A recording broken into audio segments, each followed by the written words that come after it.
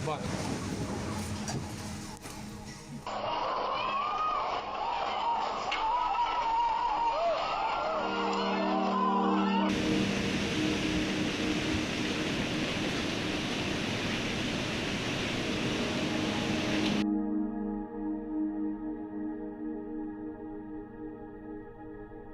रोज समाचार खोलो, हर तरफ युद्ध, बीमारी, भूख, प्राकृतिक आपदाएं, दुनिया जैसे एक साथ हिलसी गई हो।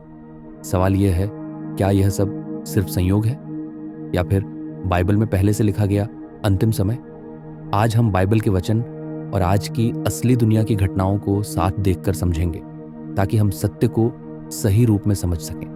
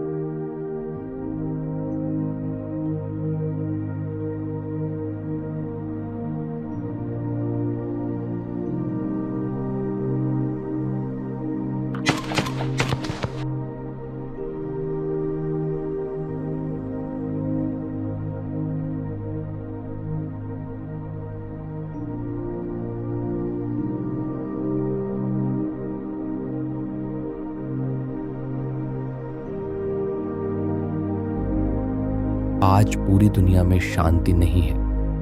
हर महीने कोई ना कोई नया युद्ध। लोग कहते हैं कि दुनिया आधुनिक हो रही है, पर युद्ध कभी बंद नहीं हुए। यीशु मसीह ने यह बात 2000 साल पहले कही थी और आज हम अपनी आंखों से बिल्कुल वही देख रहे हैं।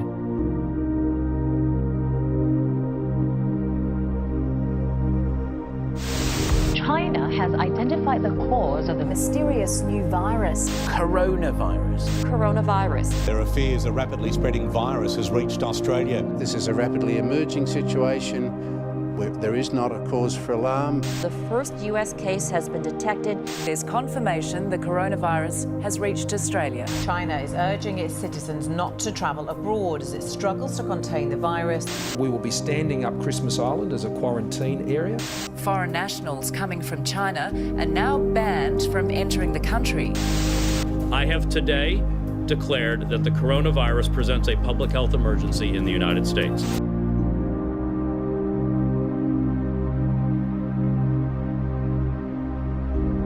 Right now, India is experiencing the world's worst coronavirus outbreak. Getting anxious.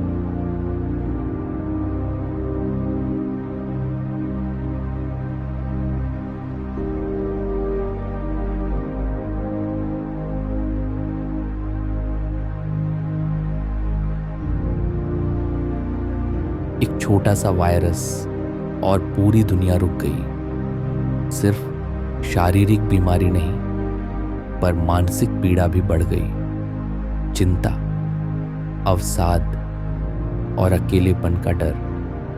Bible कहती है ये सब अंतिम समय के चिन्ह होंगे।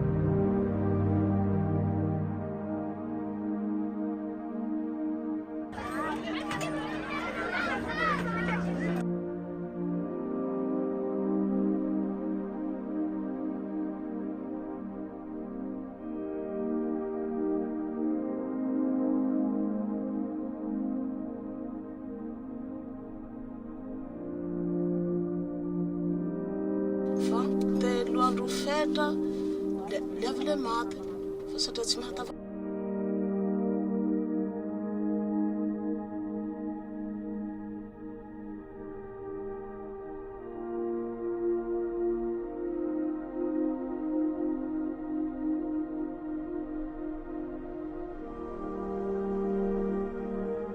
यीशु मसीह ने कहा था, अंतिम समय में जगह जगह अकाल होंगे।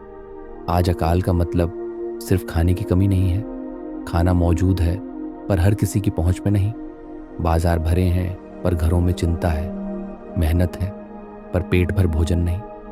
यह किसी एक देश की बात नहीं, यह पूरी दुनिया की तस्वीर है। और जो हम देख रहे हैं वह वही है जो यीशु ने पहले ही कह दिया था।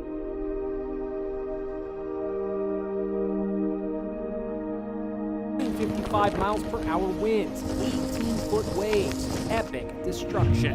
Take a look at the cars now. They're all bunched into each other over there. The wind continues to ramp up. We're going to get smashed here. There are down trees literally everywhere, all over this area. This is what Ian looks like from space, a swirling monster. Those flashes, lightning.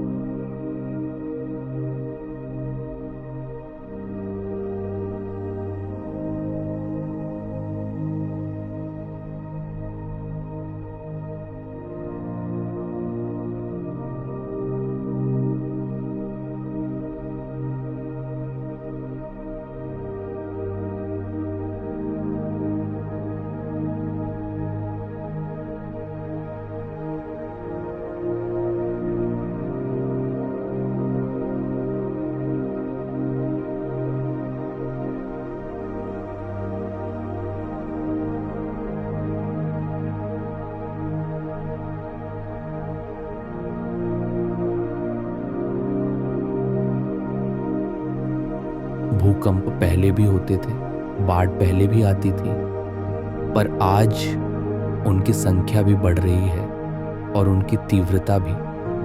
Bible कहती है ये सिर्फ आपदाएं नहीं हैं, ये चेतावनियां हैं। समय कम होता जा रहा है। दुनिया जागने से पहले विश्वासियों को जागना होगा।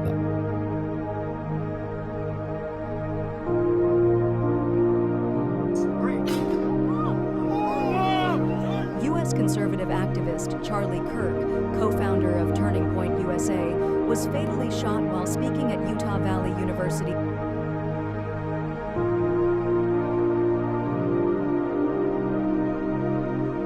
A horrific crime that has come to light from Uttar Pradesh, where a deaf and mute woman was allegedly kidnapped and gang raped in Uttar Pradesh while she was returning home.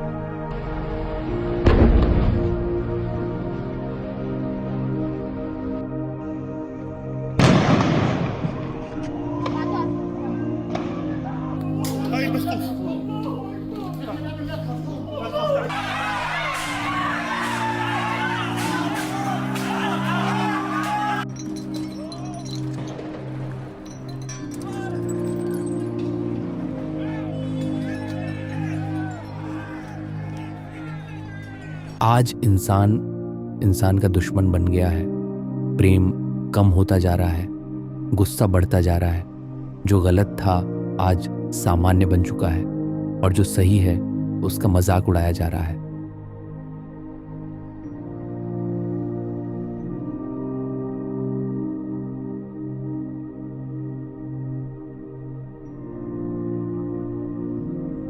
आज सत्य को धीरे धीरे कमजोर किया जा रहा है। झूठी शिक्षा सच की तरह पेश की जा रही है। बहुत से लोग ईश्वर के नाम पर बोलते हैं पर परमेश्वर की इच्छा नहीं बताते। वे कहते हैं सब रास्ते एक जैसे हैं, सच और झूठ में कोई फर्क नहीं। पर बाइबल चेतावनी देती है अंतिम समय में बहुत से झूठे नबी उठ खड़े होंगे। वे लोगों को सच्चाई से दूर और भ्रम की ओर ले जाएंगे। पर यीशु मसीह ने स्पष्ट कहा, मैं ही मार्ग हूं, मैं ही सत्य हूं और मैं ही जीवन हूं।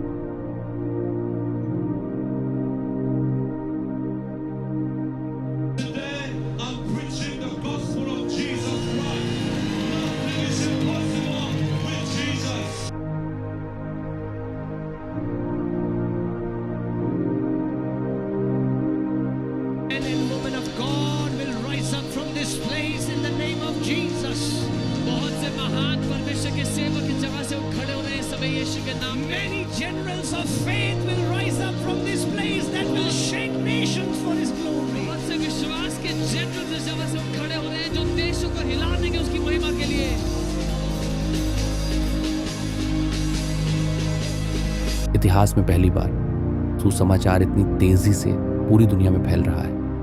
आज सीमाएं रुकावट नहीं रही, देश और भाषाएं दीवारें नहीं रही। जो संदेश कभी पैरों से चलकर पहुंचा, आज वह हर कोने तक पहुंच रहा है। ये कोई संयोग नहीं है, ये परमेश्वर की योजना का हिस्सा है, क्योंकि बाइबल कहती है जब यह सुसमाचार सारी दुनिया में प्रचार किया जाएगा तभी अंत आएगा, और हम आज उसी समय में जी रहे हैं।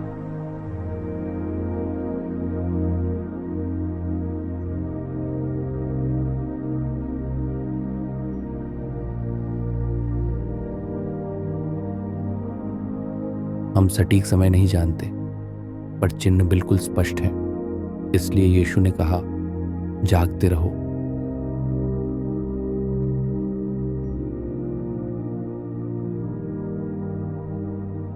यह भय का संदेश नहीं है, यह उद्धार का निमंत्रण है।